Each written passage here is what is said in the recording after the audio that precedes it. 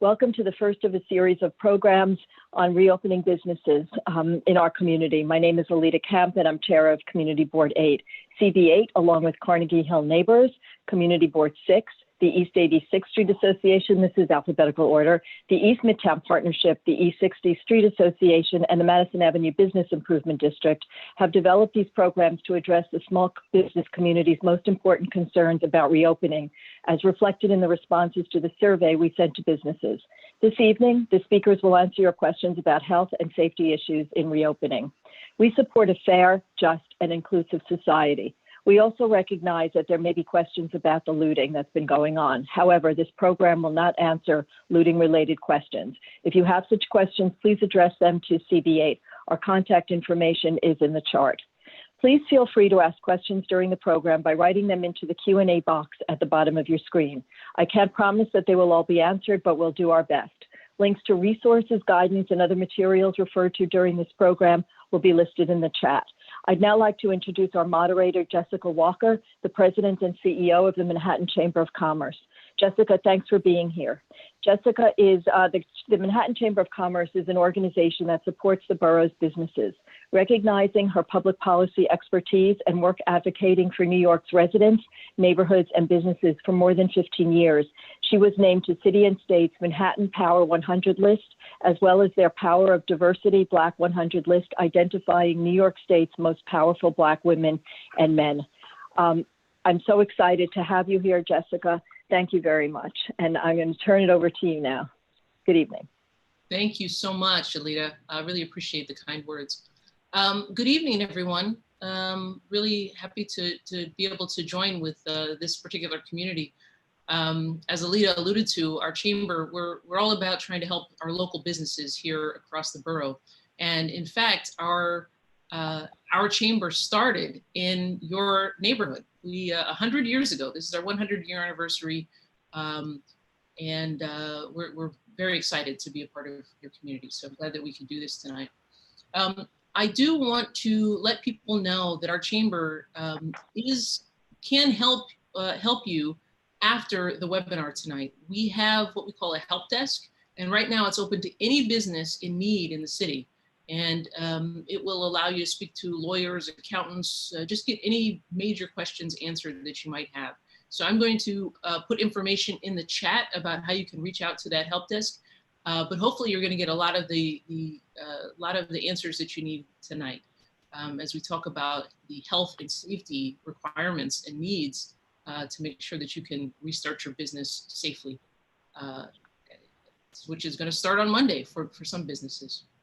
So we are going to try to move this along quickly to make sure that you're able to ask any questions that you have, and we will get to those. Tonight we have two very knowledgeable speakers who I'm going to introduce briefly. We have Jim Rogers is here. Hi, Jim. Jim is the Director of Security at Rockefeller University. He's going to talk about a lot of the safety questions that we have right now, obviously around the virus, but also about making sure that we're doing what we need to do in the workplace. And then, of course, we have Robert Keehan, which is a regional vice president at the Joint Academy. And he's going to address various health issues, which, of course, is central to everything. So I think how we're going to do it is we're going to let Jim go first. He's going to make a brief presentation. Then we'll go to Robert to make a presentation, and hopefully that will have answered a lot of questions. But if not, we'll take the questions that are coming up in the Q&A, and we will try to get them to answer those as well. And we will try to keep this to 1 hour. All right, without further ado, I'm going to ask Jim to give his presentation. Thank you. Sure, thank you very much for inviting me, and I'm happy to give my 2 cents into this meeting.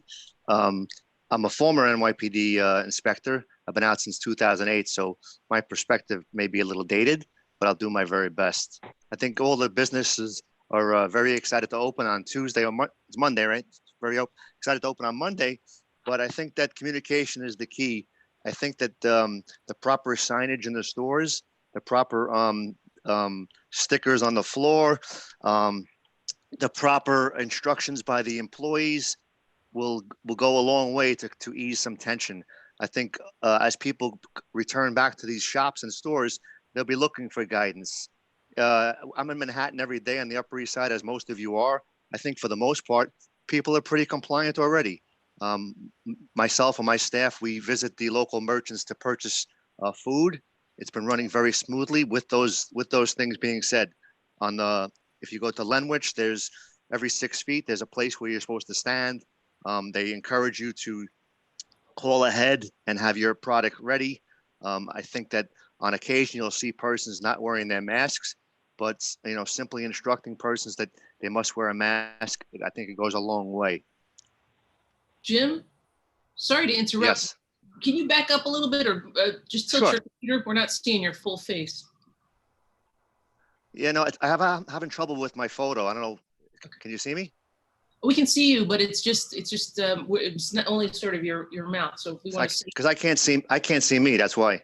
Okay, yeah. If you back up and stay there, that's better. There you go. So I know that everybody's very excited to start their business, but I think they have to communicate with the public because persons are on edge, and perhaps some of these folks haven't been out and about, and they're not really familiar with what we're expecting these days. Like I said, I think most persons are wearing the masks. I mean, on campus, we mandate persons wear masks, and I know it's mandated outside of our university, but we do see some folks walking about without the masks on. I mean, I think the challenge is if you're talking about restaurants, persons could possibly start eating their food or drinking the drink, and that's where becomes problems, and it happens inside the university as well. Obviously, you have to take your mask off to eat or drink something, but it's the prolonged amount of time that you have your mask off, and while some people may not believe the masks, it's a mandate, and I think that wearing the mask puts people at ease. And if persons don't wear their masks, it could cause some issues, and there might be some disputes related to that for sure. But I think there's a fine line between instructing people and trying to diffuse situations, and starting. It could get tumultuous. You don't want that at all.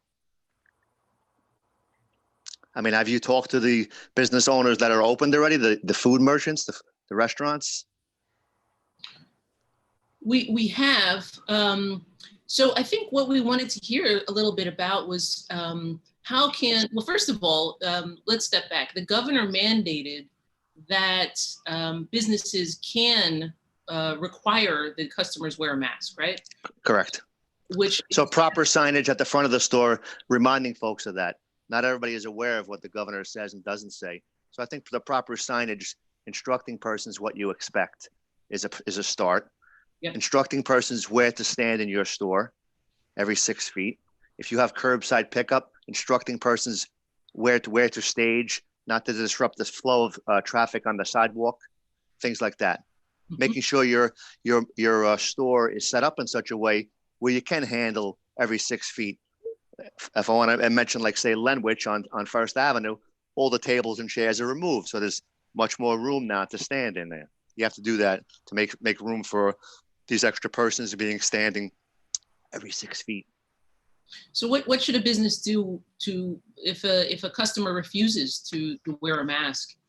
Because it could get pretty heated. Of course. I think first you instruct them and you explain to them why you want them to do that. And it could be a tough situation, but you have to use your best tactful diplomatic skill set to try to diffuse situations before they get out of hand. Some persons won't want to wear it, but it's within your right to refuse those persons. But you don't want to make the situation worse.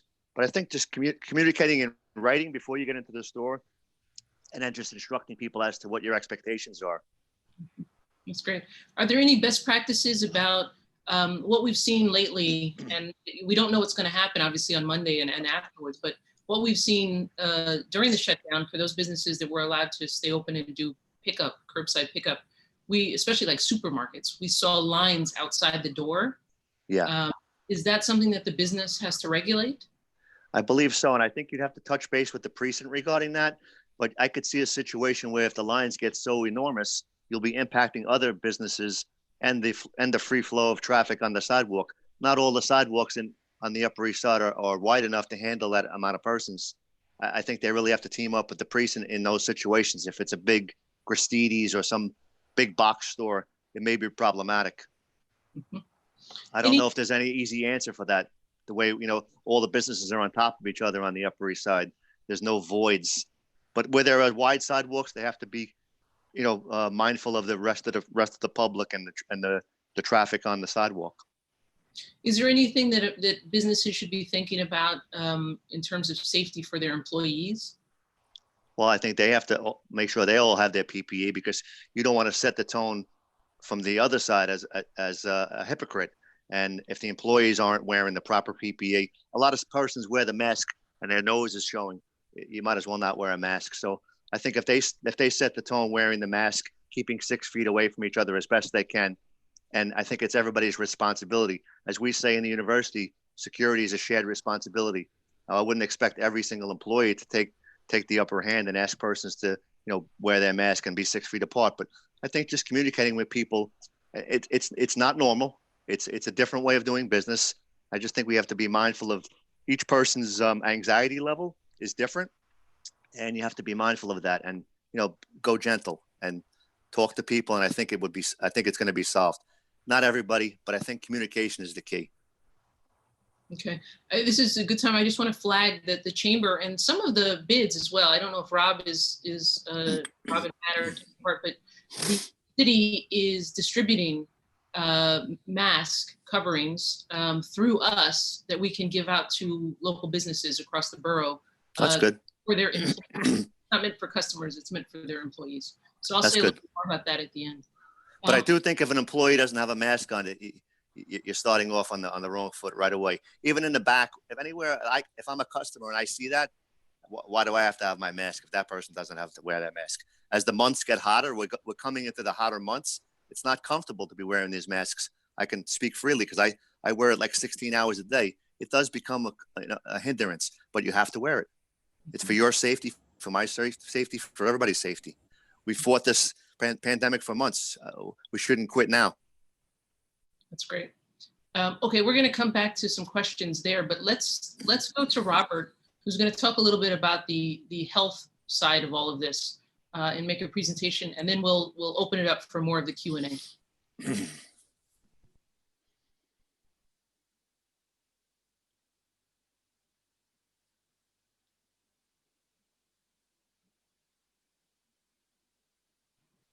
Are you there, Robert? We're not hearing you.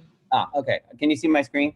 Yes, perfect. Okay, great. So thanks for having me. I really hope I can be helpful here. My background is public health.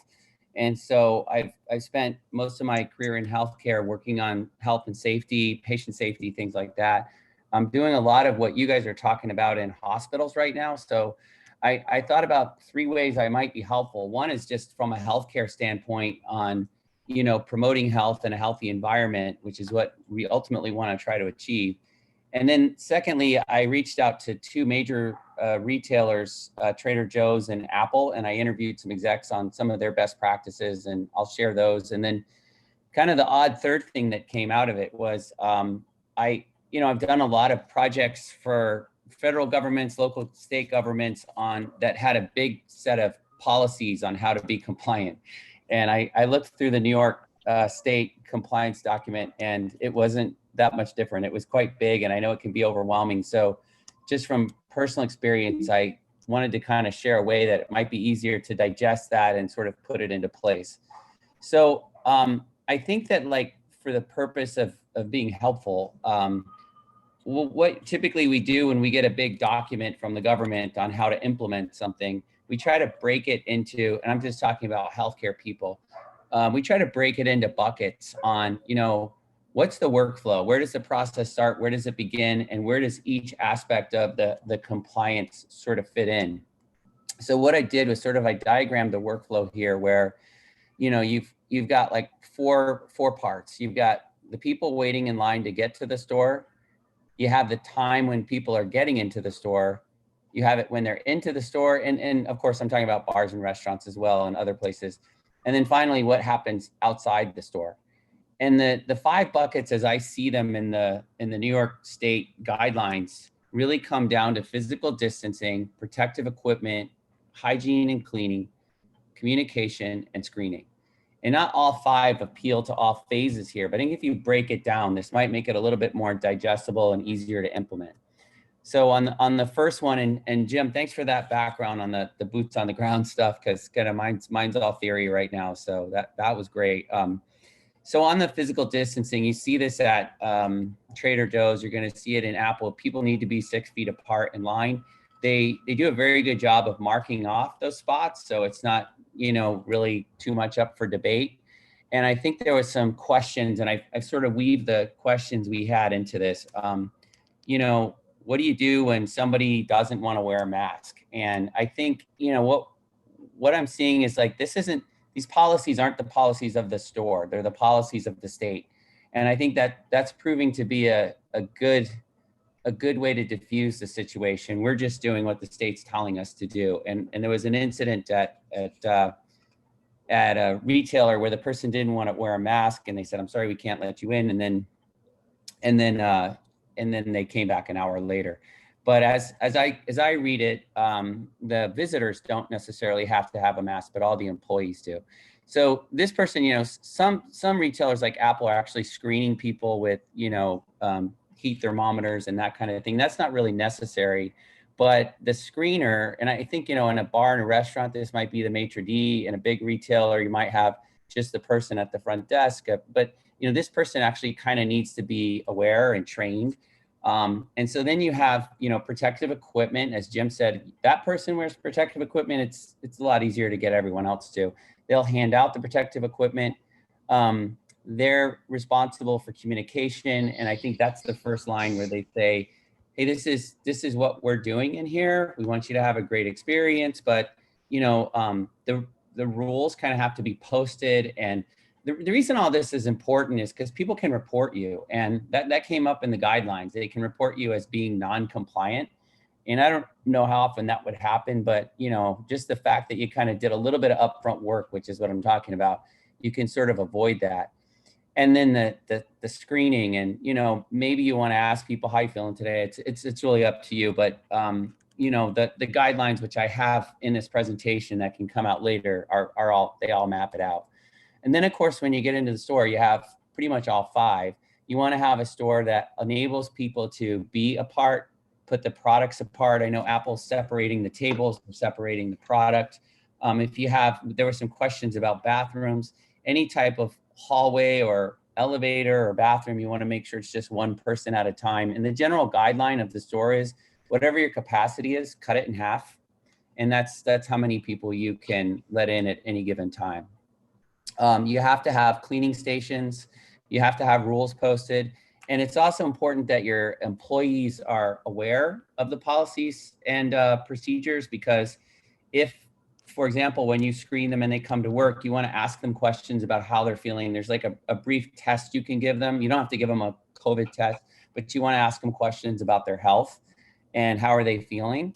And, you know, again, all of this may seem common sense, but you want to have it written out. I mean, what we've learned in sort of the government policy thing is just write it down, right? You're supposed to clean once a day, write down when you clean, write down who the visitors were, you know, and make sure that you write down the policies of it. So it's just all very clear.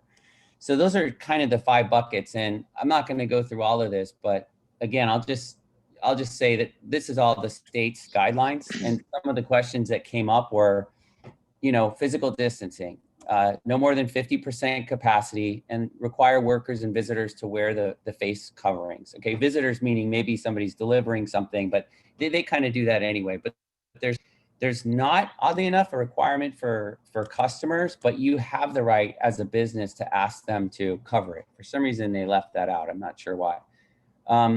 On the protective equipment, again, the employees have to have face coverings, and you want to be able to advise the visitors to wear them as well when they come in. And then the workers that are touching services are required to wear gloves. And I don't know that that's applicable to every store here, but I think it's more sort of if you're using computers and you're sharing equipment and that kind of thing, which is common in some of the different kinds of retailers. There was questions on how often you have to clean. Once a day. And you just want to like make a note that I cleaned this before I opened up, or I cleaned it before I went home, and just sort of log that. Anytime the government gives you a big set of policies and everything, it's always good to just sort of keep notes of, you know, who you talk to, and, you know, when you did things and all that kind of stuff. Just so if somebody complains, if you pull it out and it's written down, I mean, in my experience working with testing, you're typically fine. There is a communication, and that's kind of big. So I would suggest going over this. Definitely have to affirm that the business understands the guidelines and the state issue guidelines. And there's actually there's a form you need to fill out, and I provided that link to Will. And then you also want to, as Jim said, post the safety signs, and, you know, just have a sign up going in. You see a really good one at Trader Joe's, you're going to see it at Apple. I mean, just, I would say, you know, take a look at if you're near an Apple store. I know there's one in when they open up on the Upper East Side that's really nice. And they're going to be, you know, because these guidelines have what's mandatory, and then they kind of have what's recommended. And I think Apple's taking it to the next level and doing the recommended as well. So I would advise that. So the screening, again, doesn't have to be a test, but you kind of want to ask employees, like, have you had any symptoms? And, you know, you can just go through the CDC guidelines. There's like, I don't know, 7 or 8 things. Have you had a cough? Are you tired? You know, that kind of thing. But again, you want to just, you know, make a note that you did that.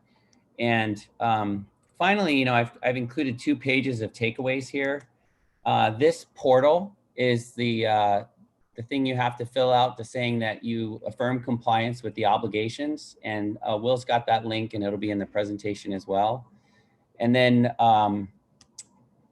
yeah, so if you do have an employee who tests COVID positive, you have to report that. And I'm working on a contact tracing project for a state using the technology. And so I've got access to a guy who's really an expert on contact tracing, and he'd be more than happy to call you guys if you ever want to talk to him. But, you know, that's what they're trying to avoid, is if somebody comes in contact with you, and that's what I mean about communication after the visit. You know, if they come out and say, I had COVID, I was in your store, you're going to have to log that and write it down. And if one of your employees has it, you just have to report that, not to get the person in trouble or anything, but because they want to know who else they had in contact with. And all of the states are doing these contact tracing systems where, with call centers and everything, whereas if somebody tests positive, they want to let everybody know who they're in contact with, so they can be careful. And then again, just for, you know, it says here logging, these are just sort of helpful hints. And then finally, I'll leave it with, like it says here, the employees and customers can file complaints against you. And the best defense to that is just write down what you did, put your sign up, put your markers there, maybe take some photos. And when I first read this, I was like, wow, this is a lot. This is discouraging. But then once I read it for a second or a third time, I realized it's not that hard to be compliant. And they're all really good rules. There's nothing in here that's unreasonable. So I think if all of these are put in place, you're going to have a really healthy work environment. I think also you can make it a really great experience for the customer as well. Hey, Rob, if I could just add one thing about the cleaning. Sure. I think it's super important. It's super important to use the right product, and also to make sure that it's visible. If you're cleaning the front doorknob, which is everybody is touching, you should be visibly doing that so the customers see that. I think it goes a long way. You could be cleaning all on the off hours and no one sees it, or you could be doing it during business hours and people see you. I think it sends a much stronger message that you are on top of your game.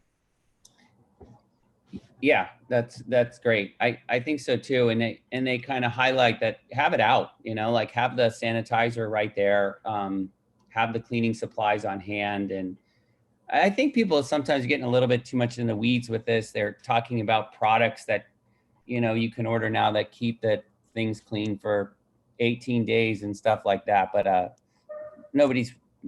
think what we're doing right now is actually great. And I would, again, recommend to go to a Trader Joe's or an Apple, because they really gave me some good stuff to put in here. Great. Can either or both of you speak to, you mentioned it a moment ago, Robert, about that you have to affirm with the state that you have thought about. this, that you've made a health and safety plan before you reopen. Can you talk a little bit more about that? Because I think it's really important for folks to know that this is something they're responsible for. Yeah, this is it. It's called New York Forward. It's the business affirmation. Will's got the link, and it's just a form you need to fill out. And again, the key to compliance is write it down, keep copies, all that kind of stuff that business owners do anyway. But I didn't know about this until I did some research. So, and it wasn't obvious to find. So let me just say that. No, that's why I wanted to highlight it. The other thing is that website also has a template that a business can use to think through some of the questions that we're talking about tonight. Just basic things about how they're going to maintain social distancing and sanitation, that sort of thing. It just forces you to write it down, and you're supposed to keep that on file, and then do this business affirmation, sort of saying that you've made this plan. And so, but I think it's helpful in making sure that you've thought about all the right questions. Yeah, and I think like Jim said that, the good news is a lot of times when people put these new health policies in place or any type of government policy, it's like you're getting people to do something differently for the first time. And you've got a good 3 months of people doing the right thing and they're comfortable with it and they know how to do it. So I think in all of the stores that the retailer I talked to opened, they only had one person that really caused a problem up front. But Jim brings up a good point. If the person letting you in has a mask, then it's easier to ask someone else to put on a mask. Great. Let's see. Let's go to some of the questions here. Oh, Matt, did you say that you can put up that screen? Great if you can do that. And we'll get to some questions here. Let's see. Are there grants available for small businesses to outfit their establishments to ensure public health? I am not aware of anything specific to that. I do know that there are some, loans that are being offered at the state level and a few organizations that are offering them, but I don't know if either of you have heard anything in that regard. I haven't, no.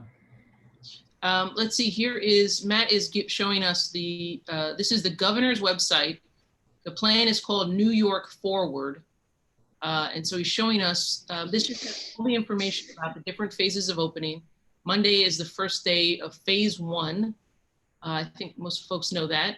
And so it's gonna allow construction to get back to work. It's gonna allow retail stores to do curbside and curbside delivery and whatnot. So this is just sort of showing that. Then you'll see there they have the summary guidelines under that, and which can be really helpful. Again, things to think about: what's mandatory and what are best practices that you might want to adopt.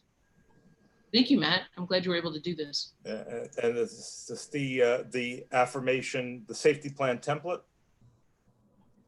Right. So this is the template that every business is supposed to fill out. It's very short, as you see, but it forces you to think through some of the questions that Robert and Jim have brought up tonight. And then the affirm page.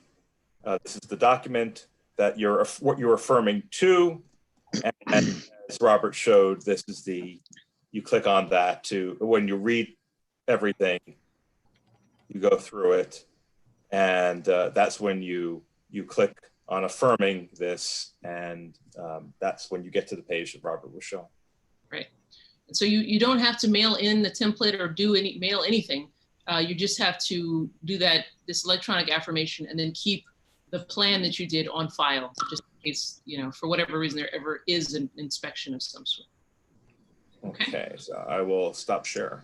Okay. Thank you very much, Matt. I'm glad you were able to do that. Let's see, we have a lot of questions here.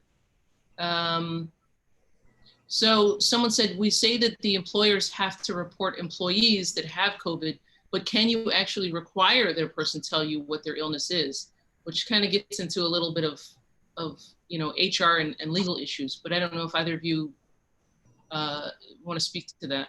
It might be something we want to answer in another forum. We're actually going to have a legal and financial next in our series of programs in 2 weeks. So we'll have information about that. But yeah, it's a legal question. Thanks, Jessica. Yeah, maybe we should wait on that. I'm certainly not, I don't want to get anyone in trouble. Okay, let's see, are there any recommendations as far as customers, as children, kids and wearing masks? I believe that like very young children don't have to wear masks, but do either of you know about that? I don't think it's possible for a small child to have a mask. I mean, I have 3 boys. I could barely make them wear masks now. I will say that nothing in anything I read said about kids, but I know that one of the big retailers I was talking to said, because there's going to be lines to get in, you know, you may have one person who's going to shop. So for example, you have a retail store and the person in the family needs to go get a pair of shoes real quick. Well, you really don't need the kids and the other people in there, right? So if you bring 4 people in, that's 3 other people that are going to buy stuff that are going to be in the store. So you have to, one thing they ask people when they come in was like, is it possible like your husband and the kids wait outside while you go pick this up or something like that? Because it kind of allows for more traffic, but there's nothing in the guidelines distinguished between adults and children that I saw. Okay.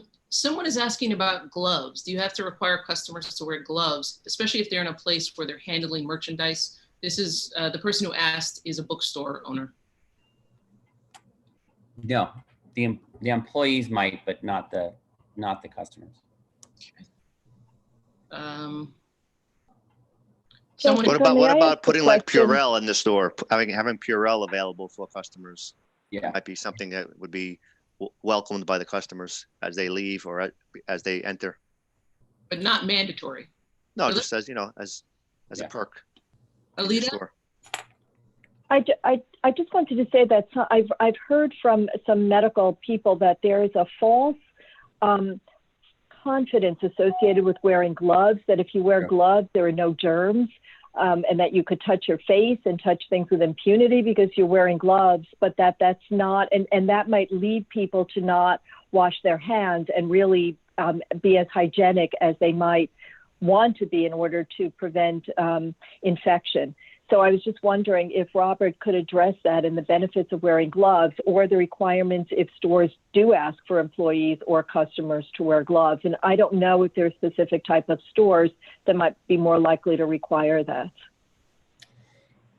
Yeah, I mean, what we've learned in the medical community that the worst possible situation is 2 people standing close to each other without masks, and then standing close to each other with masks is second, and then it goes the 6 feet apart. The least contagious part is they're learning more and more as the surfaces, and it just doesn't last on surfaces. But you're absolutely right. The gloves do give a false sense of security on that, because it can transmit from the surface to the glove as easy as it can the surface to the hand. And it's the same with the mask sometimes. And people, like I said, people have gotten used to this over the last couple months, fortunately, but sometimes people touch themselves with the gloves thinking it's false sense of security, but you're absolutely right. Great. So you were talking about logging people as they enter the store, and somebody wanted to clarify, are you saying that all customers entering the store must give their name and contact information? No, I do want to distinguish that. They're not talking about customers. They're talking about visitors. That's what they call them, visitors. And so I took that to mean your delivery people, anybody who comes in to the store who might be part of your business, but not the customers. Again, that's the contact tracing piece of it, which is honestly, it's a bit of the Wild West right now. Every state's using a different system and different guidelines, and they're trying to figure it out as they go along. But that's what that has to do with, because that same person is going to visit a lot of stores if it's like, say, the UPS guy or something like that. But no, not the employees. You don't have to log them. I mean, sorry, customers. Great. I just want to ask for clarification. Some people are saying that they would like the links sent to them. So I just want to be sure that that after this, will people be able to get an email that has some of the links that we're talking about today? I don't know if you can answer that, Alita, or. Well, we have, I think Will has been posting them online, and we'll keep track of them and then make them available either in a special page on our website or if people are interested in an email, but we'll certainly make them available. We want to provide as much information and answer as many questions as possible. Thanks, Jessica. Great. I do see there in the chat that it looks like Will is putting some of those links there already. Sorry about that. Thank you. So let's see a few more questions here. People are asking about wellness checks for employees and maybe even customers. Do you have any best practices there? Yeah, so I know Apple is going to screen you with a thermometer heat check type thing, but those are expensive, and I guess Apple. But what they're really just asking is that you just do a basic questionnaire. So you can go to the CDC and they have a list of symptoms, and you just want to say, you know, when this employee came in, I asked them how they were feeling in these 8 areas, and they said it was fine. And again, write that down, and that's, from what I got reading the guidelines, that's all they're asking for. I also think you have to stress to your employees that if they don't feel well, that they should not come to work. Right. And normally persons work through a slight sickness. In this era, right now, we shouldn't be doing that. You don't feel well, don't come to work. Great. And Jim, just going back to, you know, what do the businesses do if there's a customer who doesn't want to comply, or if, you know, there's, for whatever reason, about the masks, or they're not willing to social distance, you know, it's causing a disruption in the store. Is this something that you call 311? Do you call 911? Yeah, I think you have to do your best at first to try to diffuse the situation and use your best tact and diplomacy to try to quell the situation. But if you can't do that and it becomes an emergency, by all means, you have to call 911. But I could imagine that, you know, right now we know the police are inundated with other jobs.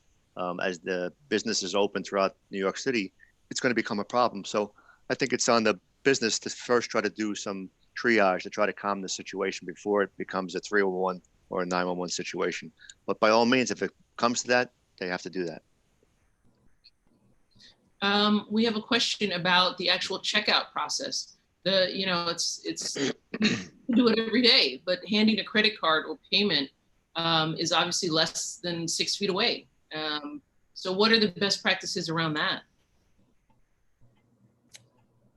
I mean, there weren't any. I would say, you know, look at the way Joanne Reed is doing. I mean, go to the bigger companies and see how they're doing it. And I think they've put a lot of thought into it. But yeah, I know that those bigger companies are wearing gloves for the credit cards, and a lot of them are doing the credit card outside the plexiglass window. And I guess it all depends on the kind of business. Yeah, and I think the customer can hold their own credit card and swipe it themselves if available.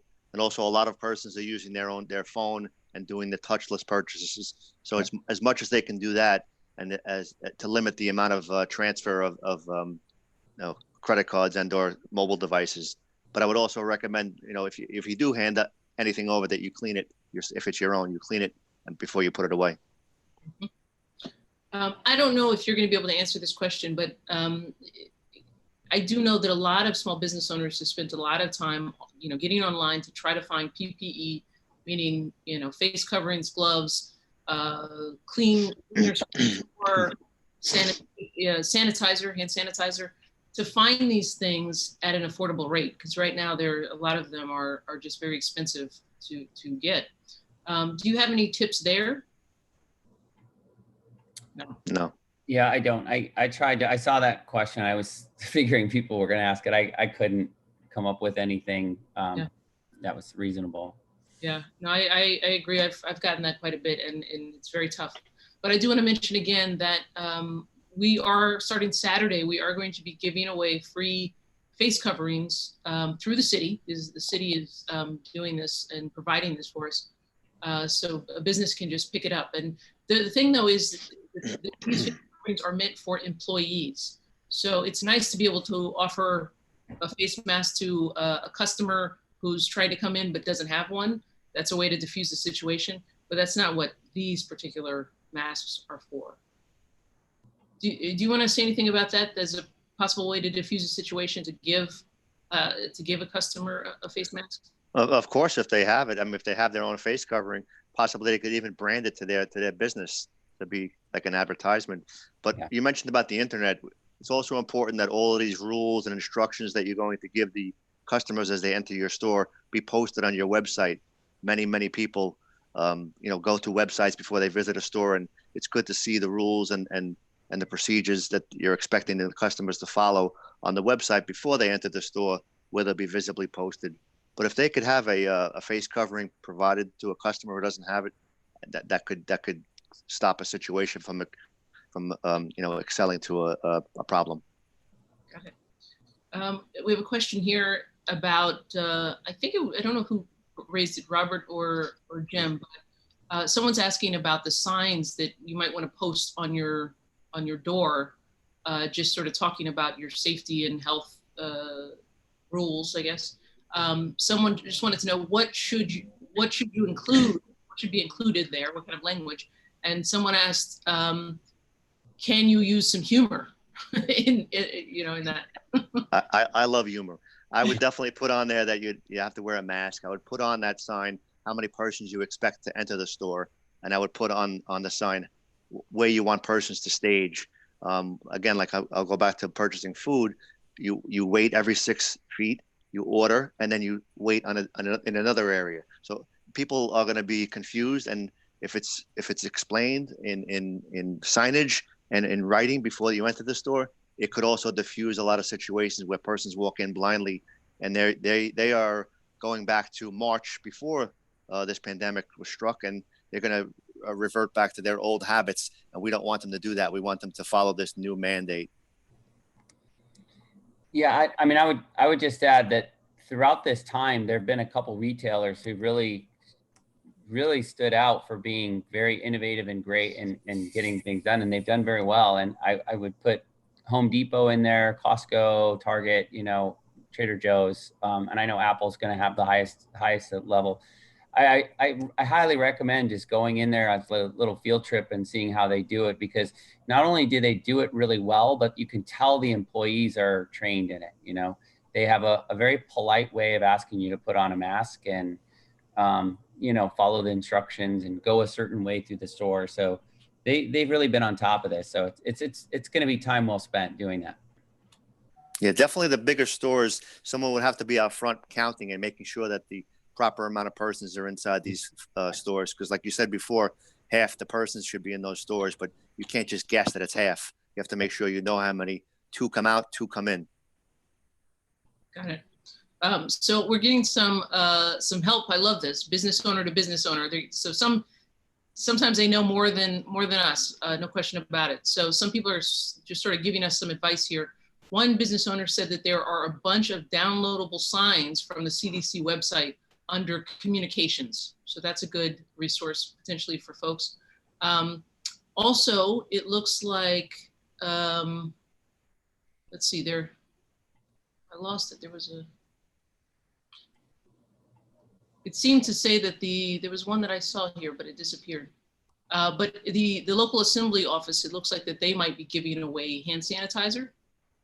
Someone had listed the telephone number. If you could write that again, it seems to have disappeared. Okay. But it looks like there are some elected officials who are giving sanitizer. Maybe it's through the state. I know that the governor was starting to make their own hand sanitizer. Let's see. Yeah, there's questions about the gloves. We have a question from, looks like a business owner. Do small stores have to fill out the business affirmation? I think so, yeah. I mean, they didn't ever distinguish big versus small stores. So that I would say yes, my guess. Okay.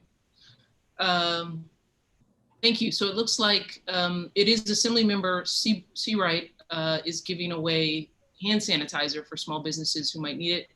That number is 212-288-4607. But I think most people can find the Assembly Member if they need to reach out. I think we've answered many of the questions here. Let's see.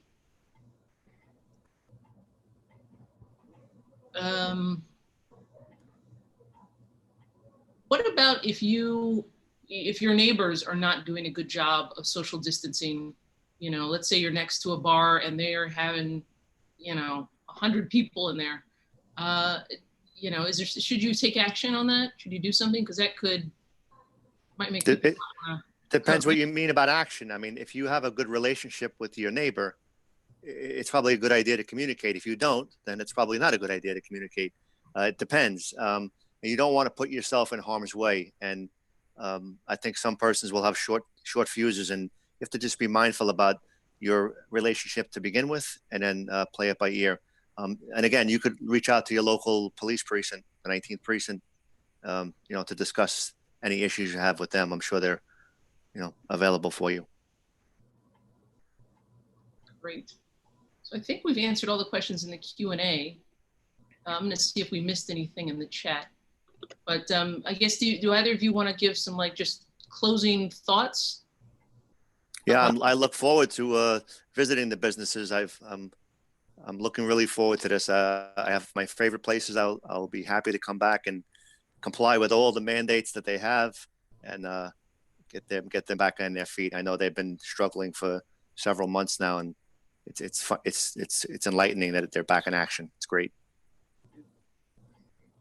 Yeah, I would just add that I've been kind of doing these types of things for a long time, and New York has just done a really great job of doing it. And the guidelines I think they're really designed to make the experience enjoyable and productive, but also keep everybody healthy. So it can be overwhelming, but I think it's pretty easy to execute on it if you get ahead of it. And I really applaud this community for doing this, because it gives everybody a chance to get a head start.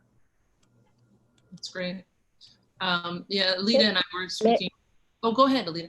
May I ask a question, Jessica? I guess it's too early to talk about Halloween and all the bowls of candy and the treats that the stores hand out, and we'll have to see where we are in the fall. But some businesses, to be nice and friendly, they give out bottles of water or glasses of wine or have bowls of snacks for customers or for their own employees. Well, do you have recommendations about that? That's in the guidelines. Thank you again. Then the guidelines, they're asking you not to have food. They're asking you not to do that. I'll send out the presentation, but that's in, they don't want shared food. You can bring in your own food and that kind of thing, but they don't want community food. But I guess if it's wrapped, it's probably fine. But I wouldn't recommend giving out bottles of water, because you want persons to have their masks on, and undoubtedly somebody will take their mask off and start drinking the water, and you'll be part of the problem as opposed to part of the solution. Yeah, we have at least for now. Summer looming. At least for now. That's a good. Thank you. I see two more questions that we'll try to get to here. So one person asked, can you confirm that customers are not mandated to wear masks, that it is up to the merchant to request it? So a little confusion on that. Just want to be clear on that point.